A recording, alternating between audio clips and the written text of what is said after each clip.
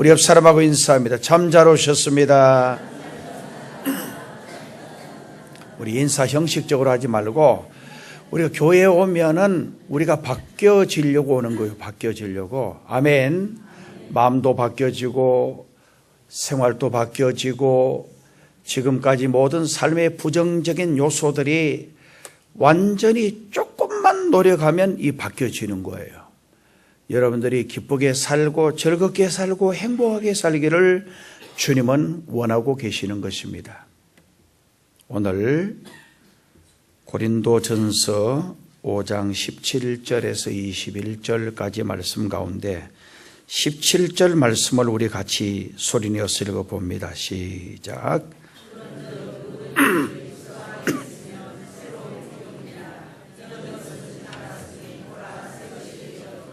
아멘. 우리가 예수님을 나의 주님으로 믿으면 17절은 누구든지 그리스도 안에 있으면, 그래서 고린도 전후서 바울서 신을 보면 이 헬라말로 엔 크리스토스라는 말이에요. 그리스도 안에 우리의 모든 행복이 그리스도 안에 있다라는 거예요. 우리 삶의 모든 축복이 바로 이 그리스도 안에 있다라는 거예요. 그리스도 안에 있으면 새로운 피조물이라. 새로운 피조물이란 말은, 그래서 우리가 성경에 보면 예수님을 주님으로 믿으면 새롭게 태어난다라는 거예요. Be born again. 예수 그리스도를 나의 주님으로 믿으면 새로운 피조물이 된다라는 거예요. 마귀의 자식이 하나님의 자식이 되어지고 지옥 갈 멸망할 자식이 정말 천국 백성이 되어지고 모든 것이 달라진다라는 말씀이에요. 그래서 누구든지 그리스도 안에 있으면 새로운 피조물이라. 이런 것은 지나갔으니 보라 새 것이 되었도다라는 말씀 속에 새로워진다라는 것은 우리 마음이 새로워지는 것을 말하는 것입니다. 예수님을 나의 주님으로 믿는 사람은 믿기 전과 믿고 난 후의 삶이 완전히 달라지는 것입니다. 우리 설교 들을 땐 전부 다 저를 보세요. 고개 숙여 있다든지 이러면 은혜를 못 받아요. 뭔가 사모하는 마음을 가져야 변화를 받을 수가 있어요. 그 예수 믿기 전과 믿고 난 후의 삶이 완전히 달라진다라는 거예요. 자세히 살펴보면 달라진 것이 없는 것 같은데 정말 달라져 있는 거예요. 고린도후서 4장 16절 말씀에 우리가 낙심하지 아니하노니 그 사람은 후패하나 우리의 속은 날로 새롭도다. 할렐루야. 자, 우리의 그 사람은 후패하나, 이 그 사람은 우리 육체를 말해요. 우리 육신은 연세가 드시면 늙고 병들고 그리고 죽습니다. 그런데 예수님을 나의 주님으로 믿고 예수님을 진심으로 사랑하는 사람은 육체는 늙고 정말 시들고 병들어지지만 그러나 우리의 심령은 날로 하나님 나라 소망을 인하여 새로워진다라고 말씀을 합니다. 사람에게는 그 사람이 있고 속 사람이 있습니다. 그래서 바울도 보면 그 사람과 속 사람이 늘 싸우는 거예요. 그 사람은 육의 사람을 말하고 우리의 속 사람은 영의 사람을 가리키는 거예요. 이게 늘 싸우는 거예요. 우리 속에 정말 하나님의 뜻을 따라 살려고 하는 나와 세속적이고 육적인 것을 따라 살려고 하는 내가 계속 싸우는 거예요. 그래서 여러분들이 어디 쪽에다가 영향을 공급하느냐에 따라서 여러분들 기도 생활하고 성경 읽고 주님 많이 사랑하고 생각하면 영적인 삶이 강해지는 거예요. 그래서 갈라디아서 5장 16절 이하에 쭉 보면은 육체의 일은 현저하니 육체의 일과 성령의 소욕, 이 소욕은 바라고 소원하는 욕구를 가리켜요. 육체의 욕구는 하나님하고 원수가 되고 성령의 소욕은 육체와 원수가 되고, 이게 늘 싸우는 거예요. 우리 속에 늘 갈등이 있는 거예요. 내가 어떻게 하면 주님을 기쁘시게 하고 내가 어떻게 하면 주님을 영화롭게 하느냐, 이것은 바로 속사람, 하나님의 사람, 정말 영적인 사람이 추구하는 하나의 방편이에요. 그런데 우리 육은 계속해서 세상에 어떻게 하면 잘 먹고 살고 잘 입고 살고 편안하게 살고 이걸 늘 생각하는 거예요. 그런데 사람은, 많은 사람들이 보면 이 속사람, 영적인 데 신경 안 쓰고 그 사람 외형적인 데 중시하고 관심을 가지고 가꾸고 보호하고 관심이 많습니다. 그래서 그 사람 보고 상대를 고르고 그 사람을 보고 결혼도 하게 됩니다. 또는 그 사람이 늙지 않으려고 많은 노력을 하는 것입니다. 그러나 성경은 분명히 말해주고 있습니다. 보이는 것은 잠깐이요. 이 보이는 것은 육적인 삶을 가리키는 말이에요. 오늘 저와 여러분의 육체는 잠깐, 정말 저와 여러분이 추구하는 육적인 욕구는 잠깐, 그러나 보이지 않는 것은 영원함이라. 이 보이지 않는다는 것은 영적인 세계, 우리가 앞으로 갈 천국, 이것은 눈에 보이지 않아요. 그러나 이건 영원하다는 거예요. 자, 며칠 전에 어떤 분이 제 폰에 문자가 들었어요. 이 경북 지역에 도의원 하시는 분이시고 교회 장로님이세요. 저하고 아주 친한 분인데, 이분은 젊었을 때부터 사업을 잘해서 돈도 많이 벌어요. 돈도 굉장히 많아요.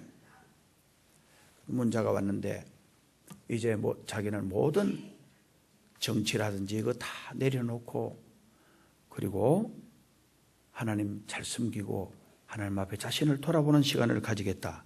보니까 암이 걸렸다는 이야기를 제가 와서 들었어요.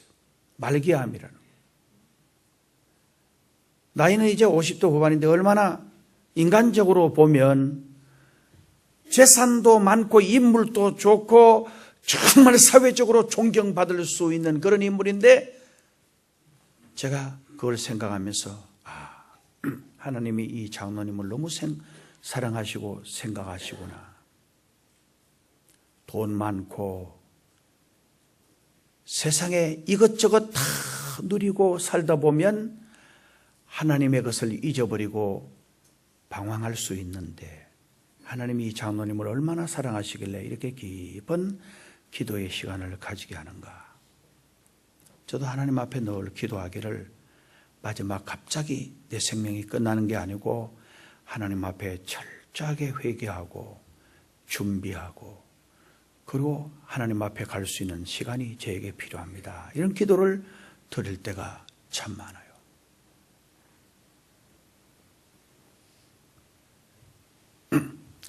우리는 사순절 기간을 지나고 있습니다. 그러므로 이 사순절 기간은 기도를 가장 많이 하는 기간이 되어져야 합니다. 예수님이 왜 이 땅에 오셨습니까? 그 예수님이 이 땅에 오신 목적이 우리의 죄를 없이 하려고 오셨습니다. 예수님은 이 땅에 영광 받으려고 오신 것이 아닙니다. 예수님은 이 세상에 대접받으려고 오신 것도 아닙니다. 예수님은 이 세상에 우리에게 섬김을 받으려 오신 것도 아닙니다. 예수님은 저와 여러분의 죄를 없이 하려고 오셨습니다. 예수님의 피를 믿으셔야 합니다.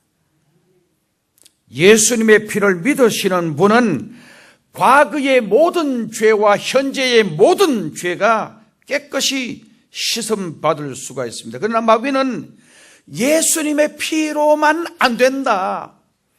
네 생활이 옳고 정말 네 생활이 정직하고 네 생활이 깨끗해야 네가 하나님 나라 가지. 이렇게 우리 귀에 속삭일 수가 있습니다.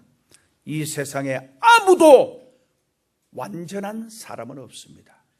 우리는 불완전한 사람입니다. 우리는 부족한 사람입니다. 넘어지고 쓰러지고 자빠질 수밖에 없는 나약한 존재입니다.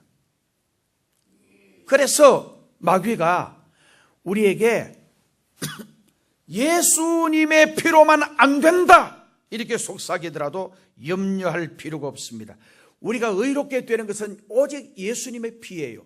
내가 잘나고 내가 똑똑하고 내가 실력이 있어서 정말 어렵게 되는 게 아니고 예수님의 피를 믿을 때에, 예수님의 피로 씻음 받을 때에 우리의 심령이 온전해지고 하나님 나라 천국에 가게 되어지는 것입니다. 여러분, 절대로 이 세상 우리의 삶이 영원한 것은 아닙니다. 끝이 아닙니다.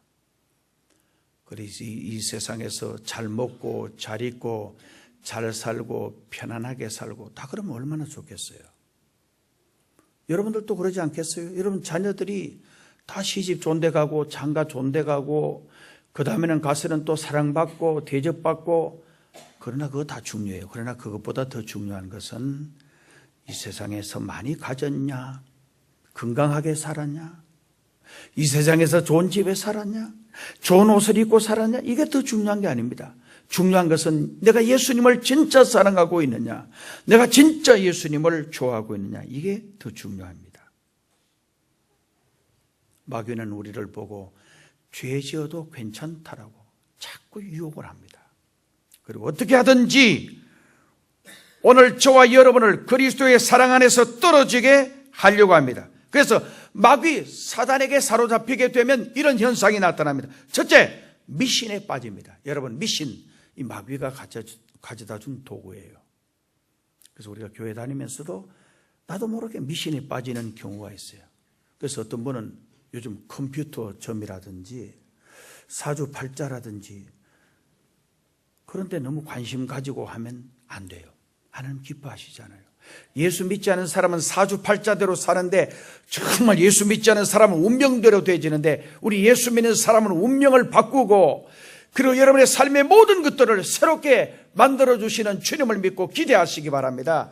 내 삶에는 반드시 좋은 일이 일어난다. 내 삶은 반드시 잘 되게 된다. 내 삶은 반드시 하나님이 축복해 주신다. 이런 기대를 가지고 이런 믿음을 가지면 그 믿음대로, 여러분 기대대로 반드시 잘 되게 해주시지만, 아이고 나는 사주팔자 관상을 보니까 그리고 40대는 뭐 이렇게 되고 50대는 아이고 너무너무 어디로 가도 불행하게 되고 60대는 거의 뭐 절망이다, 이렇게 사주팔자 관상 그렇게 보고 살아가도 안 된다는 말이에요.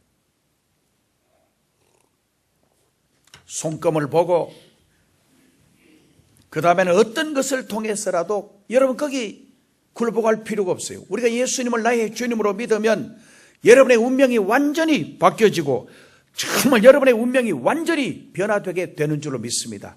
반드시 잘 되게 되는 겁니다. 예수 믿고 그런 기대를, 성경은 우리에게 그런 믿음을 주셨어요. 그런 믿음을 가지라는 거예요. 그런 기대를 가지라는 거예요. 내 삶이 앞으로 잘 된다라는 믿음을 가지라는 거예요. 내 삶이 앞으로 좋은 일들이 일어난다는 걸 기대하라는 거예요. 마귀는요, 우리를 번민하게 합니다. 괜히 걱정을 하게 해요. 마귀에게 사로잡히면 공연히 속상해합니다. 속상할 일도 아닌데 정말 속이 상해서 견딜 수 없는 일, 이거 마귀가 주는 거예요. 그 다음에 마귀에게 사로잡히면 세상이 싫고 공연히 죽고 싶은 생각이 드는 거예요. 그래서 자살하는 것도 이 마귀가 하는 거예요. 여러분 살아가면서 진짜 살기 싫다, 죽고 싶다, 좌절하고 절망하게 하는 거, 이거 마귀가 하는 거예요. 그 다음에 마귀에게 사로잡히면 생의 의욕을 상실하게 합니다. 마귀에게 사로잡히면 공연히 자신을 책망합니다. 자책합니다. 그 다음에는 자포자기에 빠집니다. 한숨만 쉽니다. 여러분 인생에 한숨이 자꾸 늘어나는 거, 이거 잘못되는 거예요. 마귀에게 사로잡혀서 그런 거예요.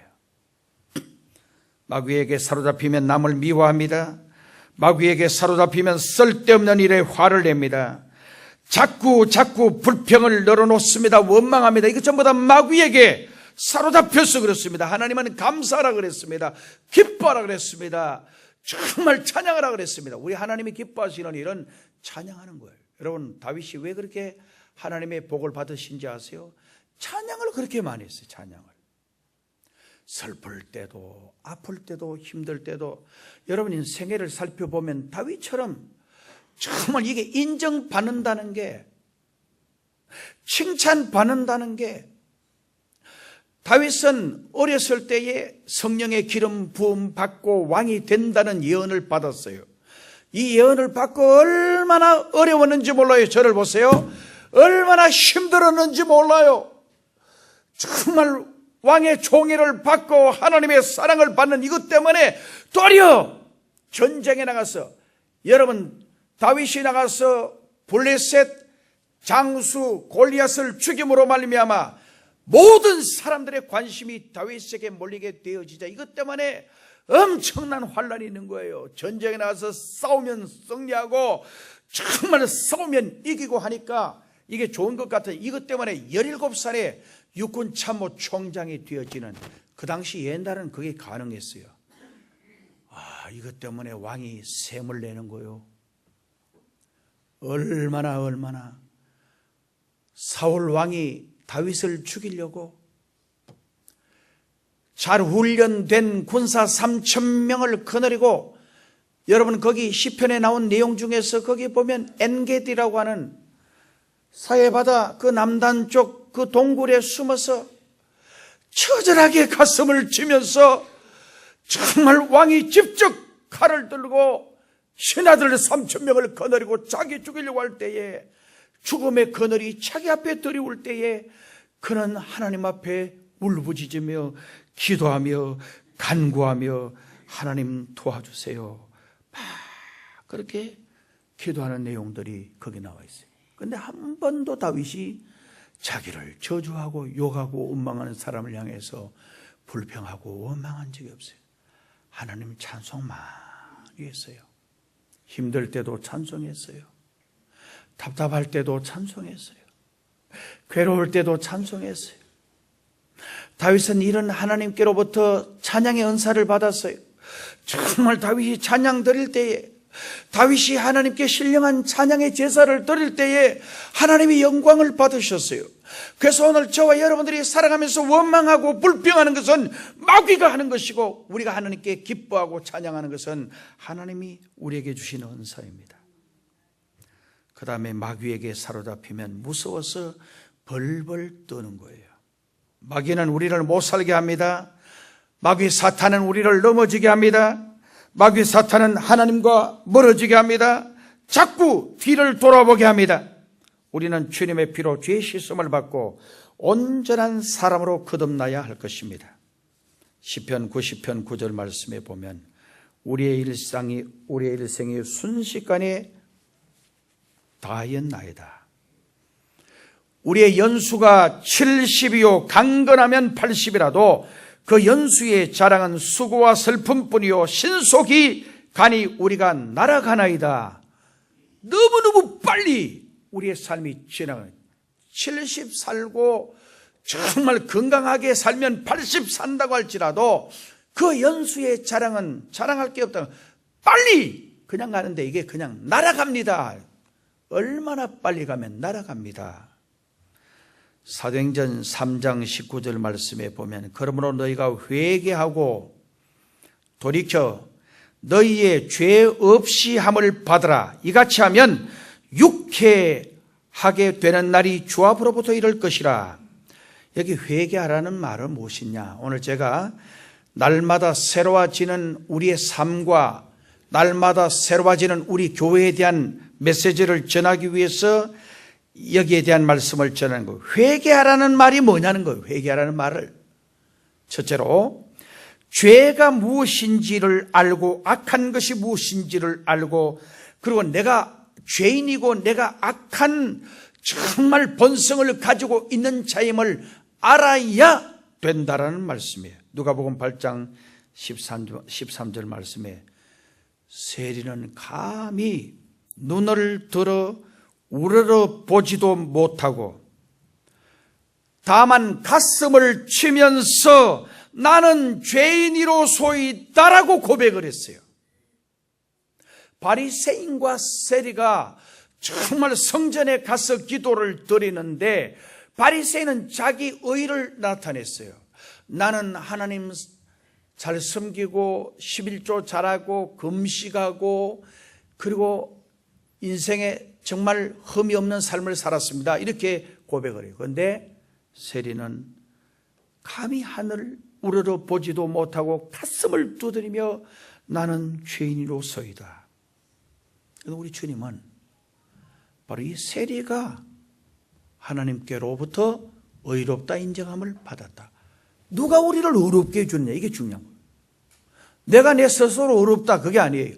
정말 하나님이 보시고 나를 의롭다 인정해 주는 거, 이게 중요한 거예요. 누가복음 5장 8절에 보면 베드로도 갈릴리 해변에서 주님께 고백한 내용이 이렇습니다. 주여 나를 떠나소서, 나는 죄인이로소이다. 여러분, 이 상황이 지금 맞지 않아요. 고기 잡히고 기적이 일어난 것하고 죄인 고백하고 무슨 상관이 있냐. 이 주님을 만난 자마다 다 이런 고백을 했어요. 저를 보세요. 주님을 만난 사람마다 나는 죄인입니다. 나는 부족합니다. 주님이 저를 안 도와주시면 절대 주님 앞에 난 설 수 없습니다. 정말 여러분들이 이런 고백의 기도를 드리고 여러분들이 정말 이런 간절한 기도를 드리면 주님의 긍휼과 사랑이 지금 계속 임하고 있는 거예요. 그런데 아이고 나같이 잘해봐라 이런 식으로 생각하는 사람은 이거 뭔가 잘못된 거예요. 욥은 이렇게 말합니다. 내가 주께 대하여 귀로만 듣기만 하여 삽다니 이제는 눈으로 주를 배움나이다. 그러므로 내가 스스로 한하고 티끌과 제 가운데서 회개하나이다.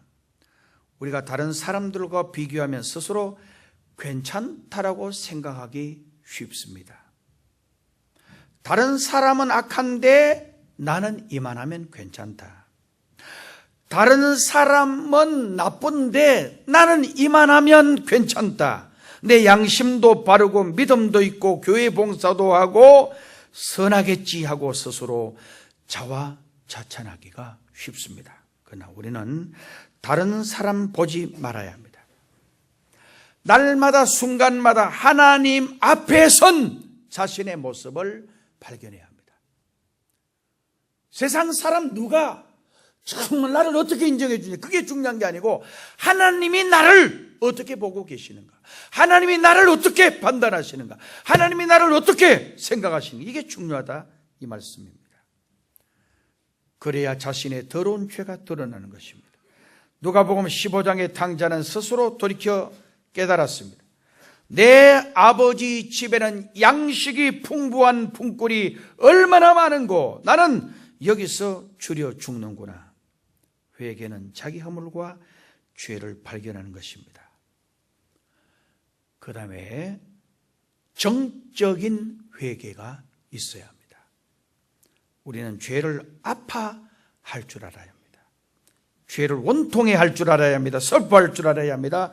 눈물 흘리며 슬퍼하는 통회가 있어야 합니다. 눈물의 회개가 없이는 참 믿음으로 들어갈 수가 없습니다. 눈물이 침상을 띄우며 요를 적시는 역사가 있어야 합니다. 그래서 다윗은 통회의 눈물이 침상을 띄우나이다.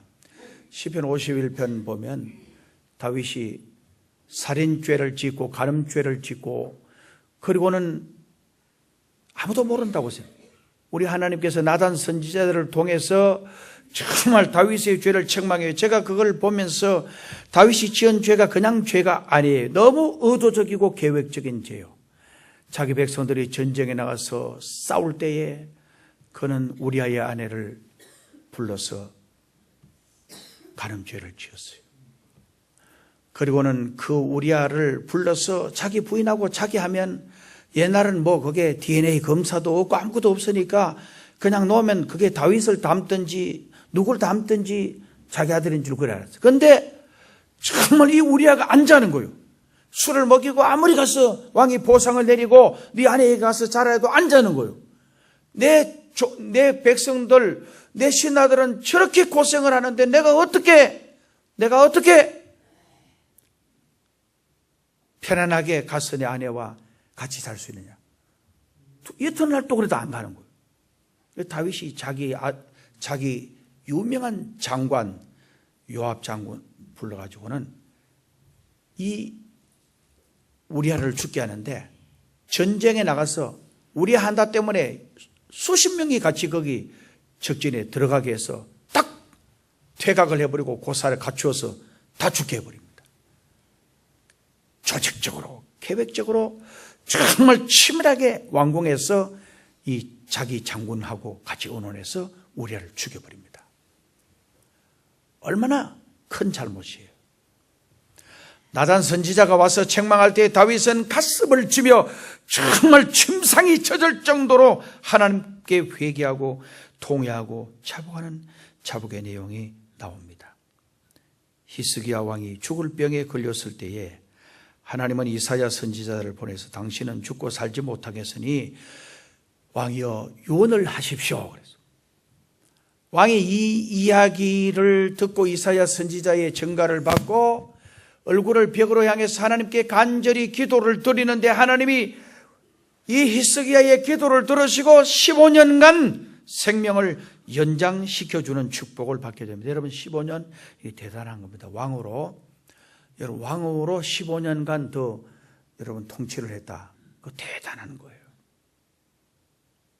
제가 오래전에 우리나라 한경직 목사님, 모든 분들이 존경하는 우리 한경직 목사님이 미국에 공부하실 때에 폐결핵이 걸렸어요. 미국 병원에서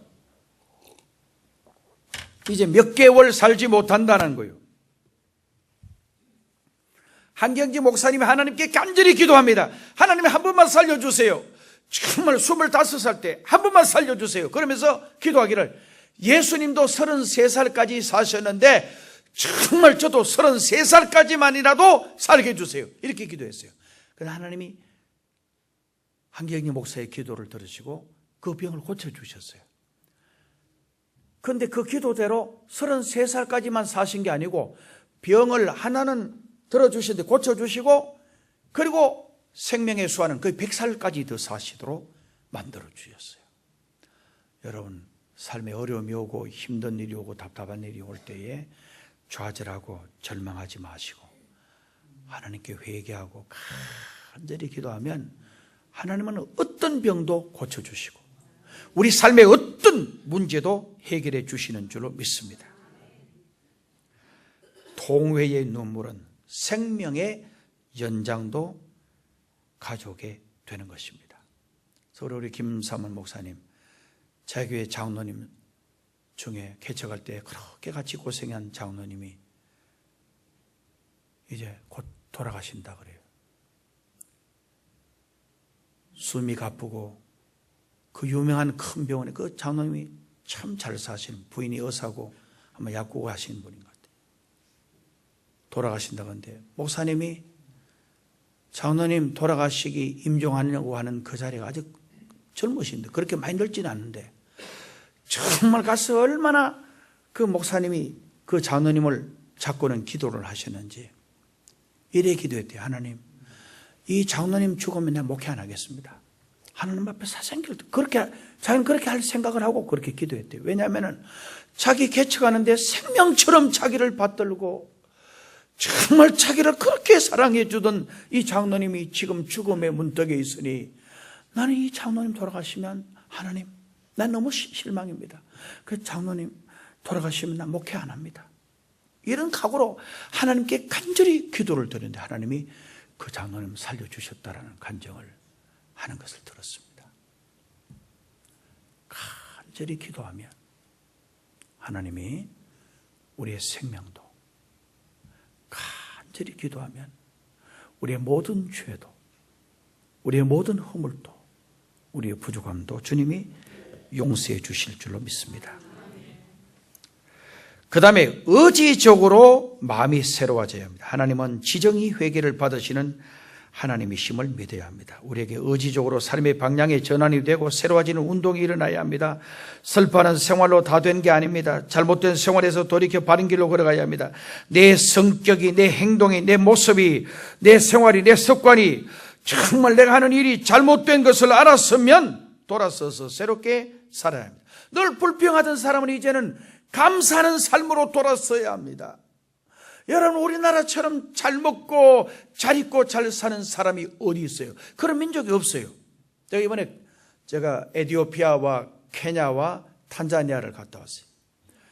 케냐에 가니까 거기서 케냐 선교사님이 하신 이야기가 오바마 대통령 고향이 케냐예요. 아버지 고향이. 그분이 케냐에 한번 와서 한 이야기가, 연설한 이야기가 대한민국을 본받으라고. 40년 전 케냐는 대한민국보다 훨씬 더 잘 살았는데 정말 40년이 지난 지금 케냐는 대한민국보다 40배로 못 삽니다. 40년이 지났는데 40년 전 케냐는 대한민국보다 훨씬 더 잘 살았는데 40년이 지난 지금 케냐는 대한민국보다 40배로 못 삽니다. 이렇게 강연하면서 대한민국을 본받아라. 에티오피아도 제가 병원에 가보니까 우리 명성교회 큰 병원을 지어가지고 그 병원에 가니까 전부 다 거기 에티오피아의 장관들, 차관들이 제일 유명한 병원이니까 제일 그 첨단 과학 장비로 거기다가 넣어놓은 병원이니까 장관도 차관도 우리 대사도 같이 식사를 몇 번 했어요. 이번에 가서 에티오피아 대통령, 에티오피아 수상, 에티오피아 국회의장 같이 우리 김삼 목사가 서니까 같이 다 만났어요. 그 이야기가 말이에요. 우리 대사가 정말 빅3 하면 미국, 영국, 불란서라든지 이런 대사인데 미국, 영국 다음에 우리나라를 쳐준대. 에티오피아에서. 한국을 너무 이렇게 알아주는 거예요. 그래서 그 나라의 모델도 대한민국을 담는 거예요. 캄보디아 훈센 총리도 대한민국을 배우라는 거예요. 정말 미얀마라든지 라오스에 요즘 개혁이 막 일어나고 대한민국이 모델이에요. 얼마나 여러분, 미국 대통령이 미국에서 한국의 교육을 본받아야 된다. 정말 이게 보통 일이 아니에요. 우리나라 잘 될 줄 믿습니다. 우리나라 반드시 크게 될 줄로 믿습니다. 저는 그렇게 믿어요.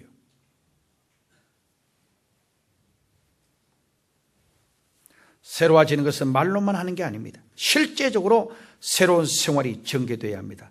내가 새로워지지 않으면 남도 새로워질 수가 없습니다. 예수님은 마태복음 5장 8절에 마음이 청결한 자가 복이 있나니 저희가 하나님을 볼 것이며 그랬어요. 그러므로 우리는 마음을 청결히 함으로써 우리의 마음을 새롭게 해야 합니다. 이 청결이라는 헬라 말은 카타로스라는 말인데 네 가지 뜻을 가지고 있어요. 첫째, 깨끗하게 세탁한 의복을 뜻할 때 카타로스를 썼어요. 그 다음에 두 번째, 키지를 잘해서 쭉정이는 완전히 제거한 순수한 알곡을 가리킬 때 카토로스를 썼어요. 그 다음에 불순물이 섞이지 않은 순수한 우유나 포도주를 뜻할 때에 카토로스를 썼어요. 훈련이 잘 된 정예 군인만 모인 부대를 뜻할 때에 카토로스를 썼어요.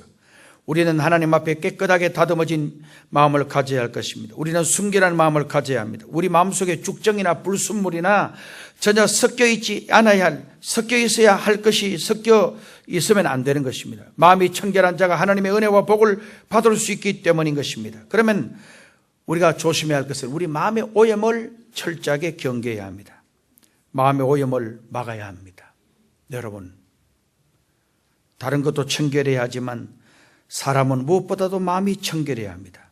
대기와 수질과 토양이 더러워지면 모든 사물이 오염되어서 그 가치를 잃어버리듯이, 그러나 이보다 더 무서운 오염은 마음의 오염입니다. 여러분, 옛날 우리가 어릴 때는 길 가다가 우리말로 여기 거랑물, 시내 물을 그대로 마실 수 있었어요. 그 지금은 못 마셔요. 다 오염됐어요. 정말 산골짜기, 저골짜기의 물도 오염이 됐다 그래요. 수질검사 판정을 보니까 오염됐다는 거예요. 먹지 말라는 거예요. 이거 다 오염됐어요. 일본에서 요즘 우리나라 생선 가격이 일본산 생선 먹으면 아주 위험해요. 일본산 아주 위험해요. 제가 이 방송도 나가지만 제가 할 수밖에 없는 이유는 거기 정말 그 핵발전소의 그 오염에 이게 오염이 얼마나 무서운지 몰라요. 제가 그 이야기를 체르노빌 원전 그 선교사들 통해서 많이 듣잖아요. 중요한 큰 어떤 기관 통해서도 제가 듣잖아요. 체르노빌 거기 원자력 발전소가 폭발을 하면서 사람이 아마 그 오염돼서 죽은 사람이 60몇만이 된다라는 이야기를 들은 적이 있어요. 정말 러시아에서 이걸 계속 오염이 되니까 그걸 폭발해서 그 위에 어떻게 하냐, 시멘트로 그 덮는데 어떻게 되느냐, 비행기 조종사들이 수백 명 거기 가서 거기 시멘트를 가서 위에서 이제 쏟아붓는데 방사능복을 철저하게 입고 그렇게 하는데 그분들이 거기 하고는 3개월을 못 살고 다 죽었대요. 실질적으로 근래 제가 얼마 전에 내가 들은 이야기예요. 수십만이 죽고. 그 다음에 정말 그 당시에 13살, 14살 때 오염된 사람은 이 성장 발육이 안 되는 거. 그대로 10여 년이 지났는데도 11살, 12살, 13살 기능 그대로 있는 거예요. 기능이 멈춰버려요.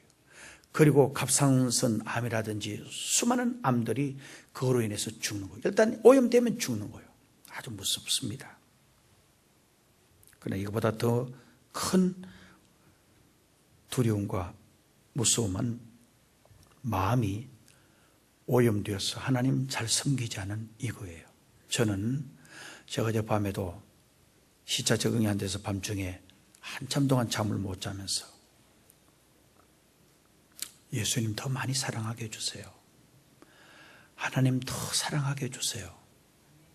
제가 이 세상에 아무것도 저는 세상에 잘 먹고 잘 입고 잘 살고 그거 중요하지만 그러나 그것보다 저는 예수님이 더 좋아요. 예수님 더 사랑하게 해주세요. 사랑하고 싶다고 되는 게 아니고 사랑할 마음이 마음속에서 막 일어나야 돼요. 여러분들이 믿음 생활 잘하는 것 그거 그냥 되는 게 아니고 여러분 마음속에서 믿음 생활을 잘하려고 하는 그 불같은 마음이 일어나는 것, 이건 주님의 축복이에요. 예수님이 막 사랑스러워지고 정말 예수님을 더 많이 사랑해야지 하는 뜨거운 열정이 일어나는 것, 그것은 주님의 은혜예요. 여러분들이 그 마음을 마음속에 간절히 간직하시기를 바랍니다. 그 다음에 마음이 순수해야 합니다. 겉과 속이 다른 두 마음을 가지고는 하나님 볼 수가 없어요.